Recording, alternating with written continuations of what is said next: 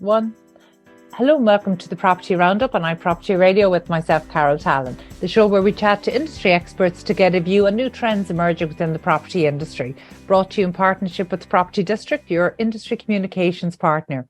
Today, I'm delighted to be joined by Patrick O'Toole, Managing Director of Meitheal Architects, with bases in Dublin, Cork and Kerry. Patrick, thank you for joining us. You're very welcome today. Thank you, Carol. It's a pleasure to talk to you. I've really enjoyed some of your other podcasts in this series, so well done. Oh, thank you so much, Patrick. Well, look, I'm delighted you're in a position to join us today. And Meitheal Architects, you've got quite a variety to the practice there. And obviously, housing is so topical at the moment. You know, we'll certainly move on to that. But you're doing some interesting work in healthcare and hospitality. You might just maybe talk us through some of the projects in your healthcare pipeline right now, because obviously on foot of COVID-19, and even before that, we could see that there was a move to increase healthcare, not just in terms of state, but primary care centres and private healthcare. So what area are you working at the moment? Again, Carol, thanks for the opportunity to come and talk to you. The healthcare piece is interesting, and you've put your finger on it. There's been a renewed impetus on the primary healthcare infrastructure post-COVID. Everyone got distracted with the emergency response to COVID, obviously. I know that's hopefully, touch wood, calming down. Even though we still had to buy a COVID test kit during the week in the office. But anyway, so there's certainly been a very vigorous, renewed refocusing on the part of the HSE on the primary care infrastructure. So we've really seen a lot of energy go back into that space. So we've a number of primary care centres on site and at planning around the country, and that's great to see, because that's been a very slow moving animal. I mean, the primary care, the initial idea behind primary care goes back to Mary Harney's time, if you believe it. So it is wonderful to finally see the beginnings of a real commitment to relocate primary care in smaller communities around the country. Yeah, and certainly, obviously, that I mentioned there that housing is the main event, but obviously housing can't exist in isolation. We need to get the education, we need to get the primary and secondary schools, the healthcare, and all of the other infrastructure that sits alongside that. Housing is only one of the ingredients in properly placemaking a community. So you're absolutely right. Everything needs to move in tandem. I'm glad you positioned it as placemaking, because certainly that's how we would see it. In terms of housing delivery. Housing delivery is probably the simplest part if we could get the other placemaking elements and the infrastructure right.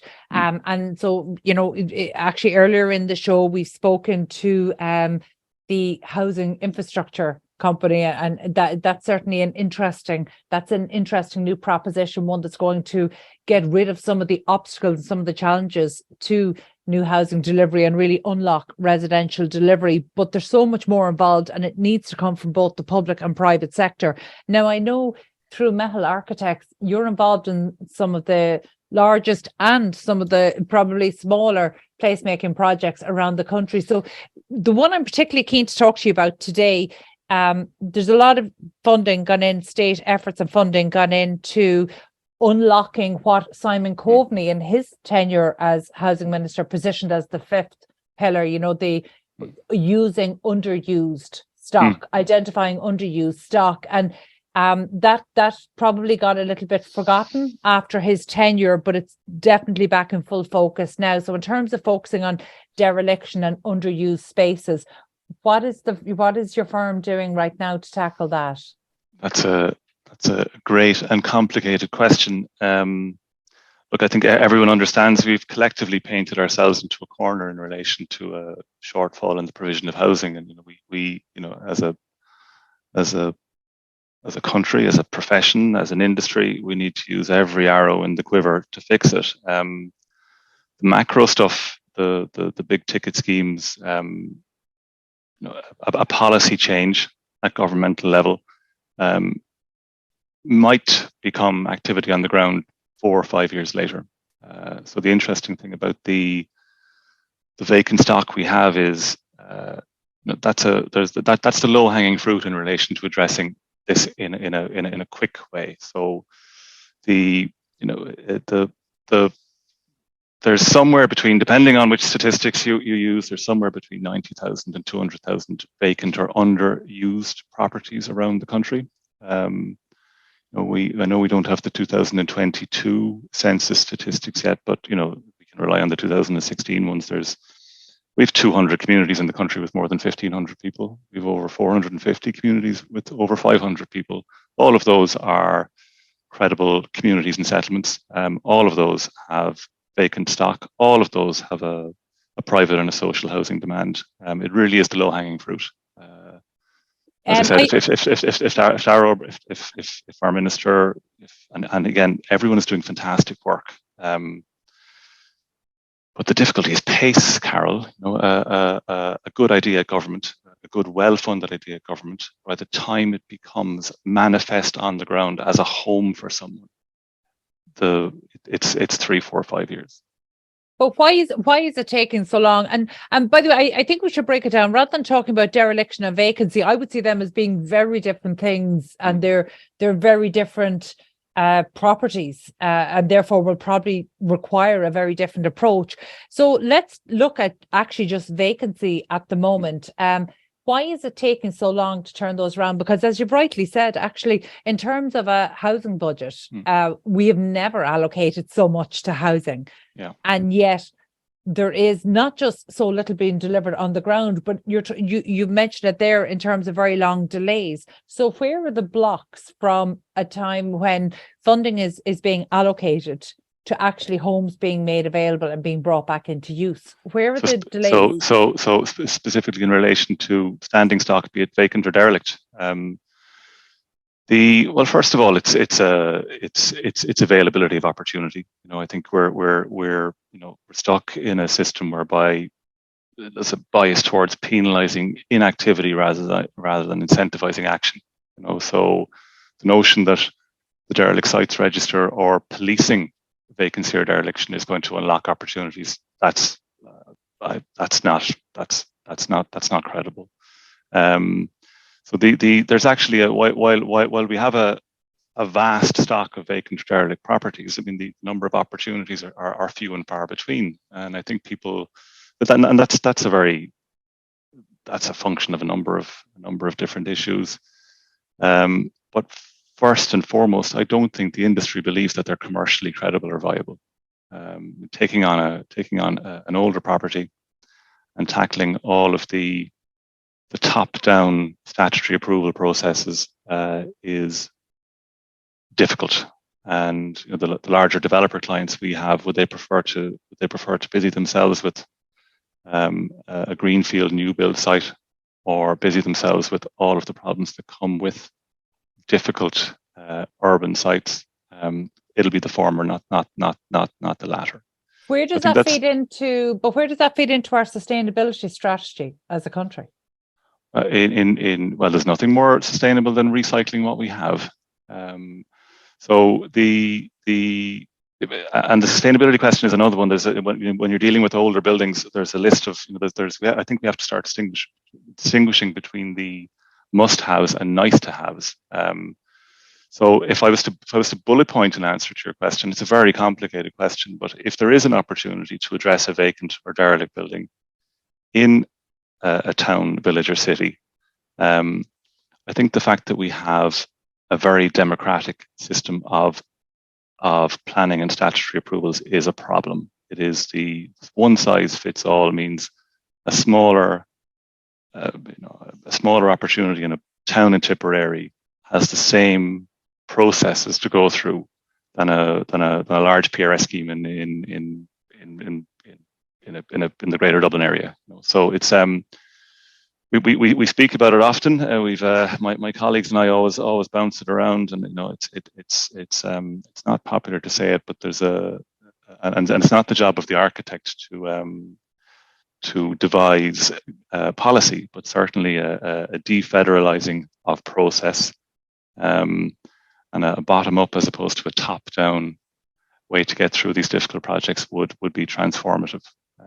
We've been promised radical overhaul of our planning regime.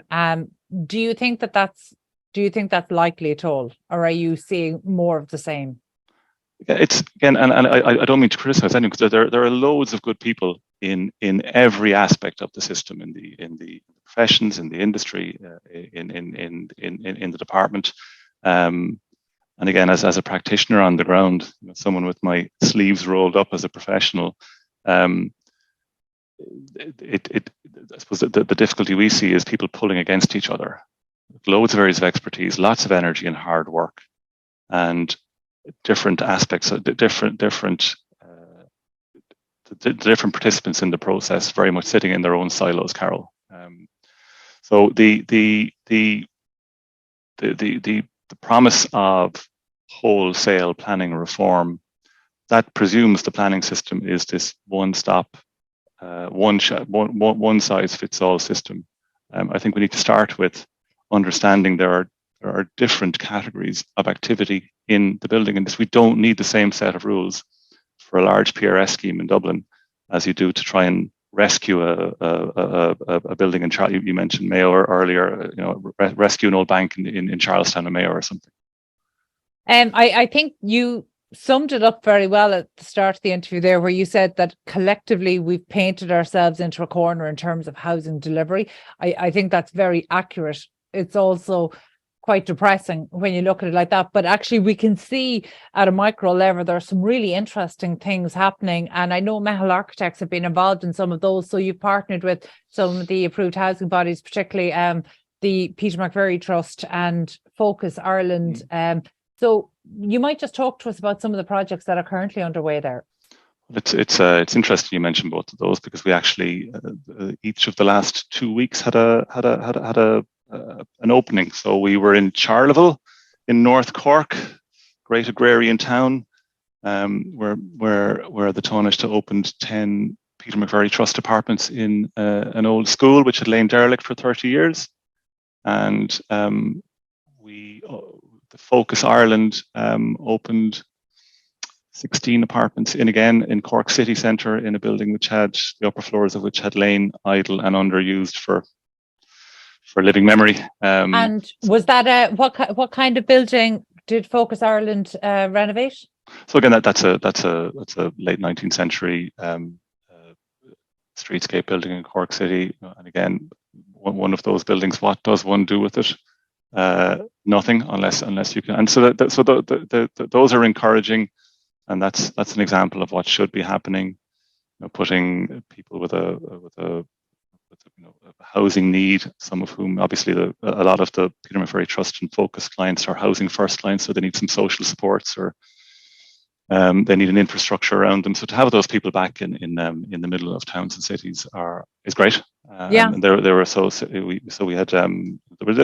two success stories in the last 2 weeks, but this speaks to what I was talking about in terms of our experience of procuring those. Those projects are, getting a client interested in doing them is the first challenge, because they're commercially very, very marginal. And then the fact that those projects have to go through the same processes as something much more substantial is a frustration for everyone. It impacts on cost, it impacts on the commercial viability, but it impacts on the ability of those older buildings to be unlocked quickly to become housing for people who need it. So the Charleville project, start to finish, was 20 months. If we'd had a few process reprieves, it could have been 10. And the Grand Parade project is something similar.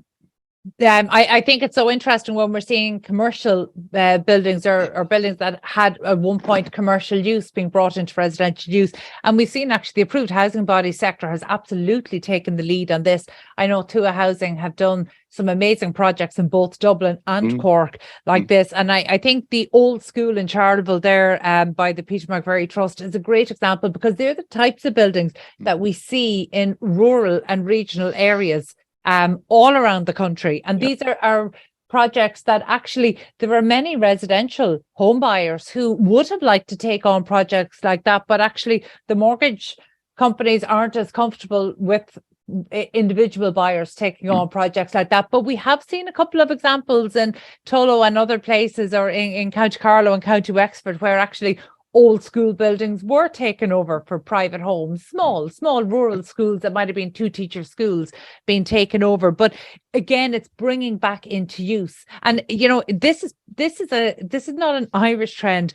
Excuse me. This is very much a global trend. You know, we're seeing with the changes in the last number of years, particularly around commercial use, that the future of the office is still very much under discussion. We know how we use office space is absolutely changing. We don't know yet where that's going to land in terms of the volume of space we use, or what that space in turn is going to look like. But what we can see globally is there's a trend to look at commercial buildings, previously office buildings, and say, can these be put into residential use, and what will it take?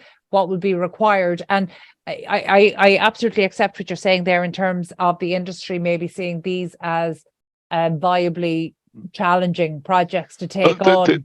That's an interesting, again, it all comes down to different categories of opportunity.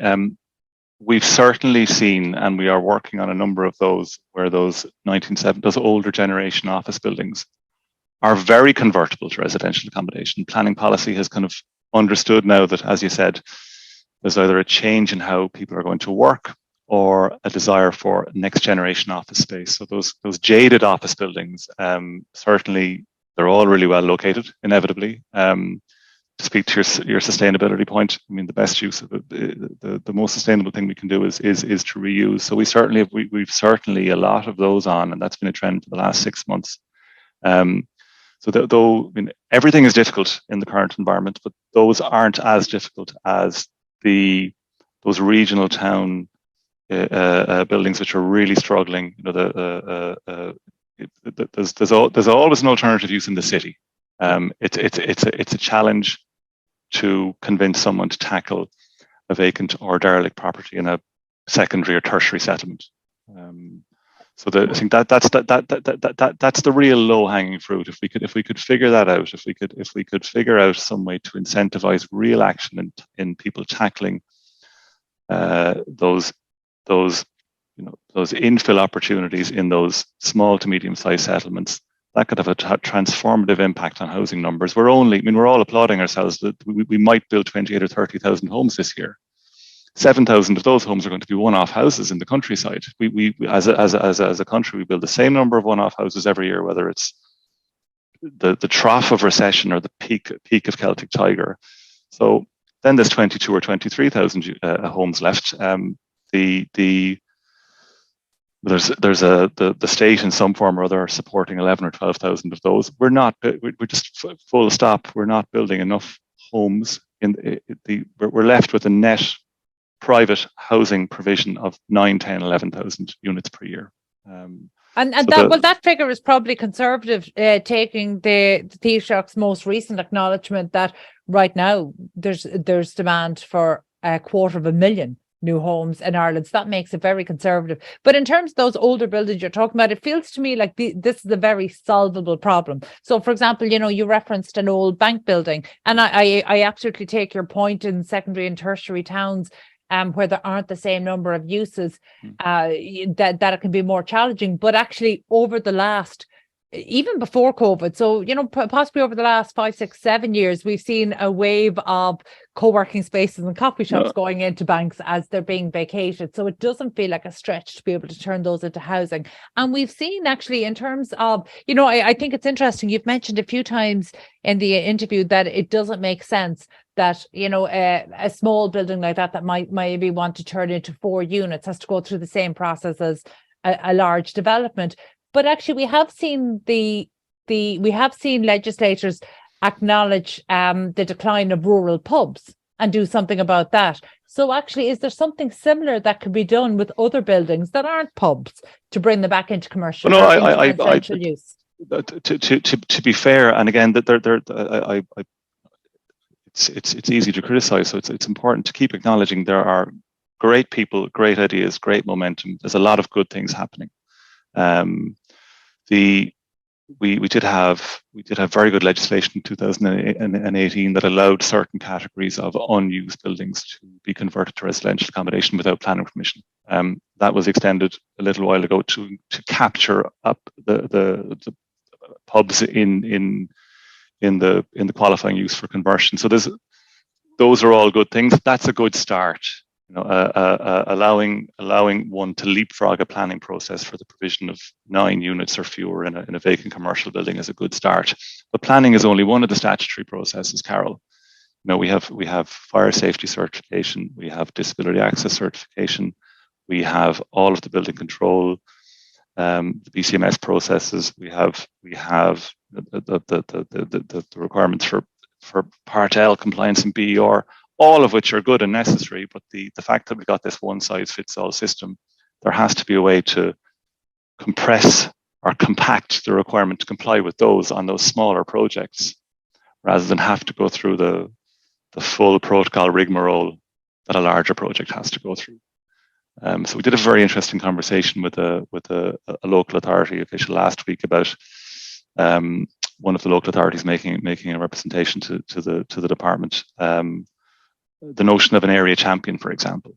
If we're going to you speak about the need for wholesale planning reform in terms of this bottom up stuff, the low hanging fruit that is the building stock that we already have. An area champion with executive powers to allow those proceed. And I know there's the beginnings of it with the town centre first initiative and everything, but if we could mandate key individuals in the local authorities to have almost an executive function to allow things to proceed on the basis of, and I know the notion of the profession certifying things is unpopular, and the new building control system we have since 2014 is all about accountability, post Priory Hall, but I don't think we should be afraid of self-certification. Competent professionals, competent people in the industry, delivering product without the requirement to go through all of those micro processes on projects which don't. As I said, we finished 2 apartments in Tullow for the Peter McVerry Trust. It took nearly 2 years start to finish. That was an existing building. It could have been done in 6 months if there was, a more, what's the word I'm looking for? More congenial way to get through the processes. Patrick, would it be accurate to say that in terms of building control and in our quest for standards, some of which could arguably be said to be politically motivated in response to some high profile failings, would it be accurate to say that we have overcorrected in terms of the compliance burdens now that we're putting on the industry? Our office here is like the United Nations. We have Germans and Spanish and Croatians and Brazilians, and the World Cup was interesting. My international colleagues here would tell me we have the most rigorous building control standards of any of the jurisdictions they're from. That sounds like a good thing. Is it? Or is it a barrier? Standards are good, but they can't be a barrier to delivery? They've driven cost, Carol. And again, I'm not the quantity surveying or cost professional, but they've certainly driven cost. We have different people have different views on this. I think we have a very, very, very robust building control compliance system and a particularly tight set of standards in relation to all aspects of the building regulations, disabled access, sustainability, thermal performance. We have. What does one of my colleagues in the office say here? When the EU issue a directive, the Irish jump up and best boy in class. We legislate for it. Whereas the Italians kind of look at it and go, we think about it, and the French protest. Have we overcorrected? The Irish new building stock is some of the best new building stock in Europe, and again, that has issues in relation to the cost of delivering it and the time in delivering it. The point I'm making in terms of the agenda for this conversation, which is the regeneration and renewal of standing stock in towns, cities, and villages around the country, I think it might be unpopular to say it, I think we could relax the standards a little in relation to that category of activity. I think of that expression, perfect is the enemy of done. Yeah. And we are certainly in danger of that. But I like something you mentioned earlier there, and that is like an area champion. But I'm conscious that we have a vacant homes officer within every local authority. Surely that person should be our area champion. And actually, surely our elected representatives and the director of services of every local authority, surely our local authorities are our area champions. Where is the breakdown? Where's the breakdown? Where are we failing on this? Again, we spoke about it earlier. There are really talented, well-meaning people in every strand of the process, but there's a lack of joined-up thinking. There's lots of good work being done that doesn't connect with good work being done in parallel. So the at a local level, it's the old analogy some of my engineer colleagues would use is the transition from the local authority being responsible for public water infrastructure to Irish Water being responsible for public water infrastructure. 15 years ago, the engineer picked up the phone to the professional in the council who knew the network like the back of his hand, and now he's dealing with Irish Water, and at that regional level where relationships and shared knowledge is important, we've lost that, I think. So the notion of in those smaller settlements we spoke about, the towns, the villages, as opposed to the Dublin, Cork, Limerick, Galway, Waterford urban centres, someone with the knowledge of all stakeholders in the process and the individual peculiarities of the area, I think would be a very, very useful asset. So assigning someone whose job it is to, and again, unpopular to say it, allow someone an executive function to make decisions on a local level might be transformative. Look, it's an interesting one to close on. Before we finish up today, what is in the current pipeline for Meitheal Architects over the next kind of 12 to 18 months? As I said, we're really lucky. I read an obituary of Ronnie Tallon, whom I worked with as a graduate a long time ago over the weekend. His wife had passed away, actually, so they mentioned Ronnie's obituary from 2014, I think, and Ronnie Tallon said he'd never worked a day in his life. So we feel like that. We're lucky. We're doing very interesting work. An awful lot of housing and an awful lot of very interesting housing. As I said, the large scale housing, I think we've a portfolio of about 3,000 homes on site or in planning at the moment, Carol, across the country. Very, very busy with that, and it's a pleasure to see things finishing. But I think the things we get most satisfaction from are days like that Friday afternoon in Cork City with Sister Stanislaus Kennedy at the Focus opening, and seeing people moving in was an absolute pleasure. And people come to work, they confront difficult processes, bureaucratic challenges, and it's days like that certainly make it worthwhile.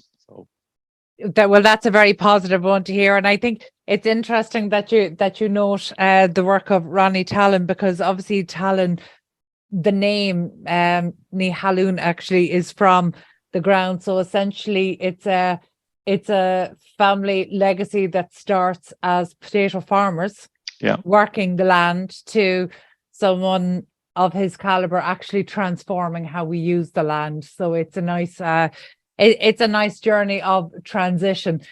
So that's an interesting one, but also hopefully something that will give us a little bit of hope that we are going to see this turnaround. Although I absolutely take on board what you're saying about maybe the reform that is needed, and maybe that reform needs to be more at a local level or local empowerment. I think it needs to be more granular reform.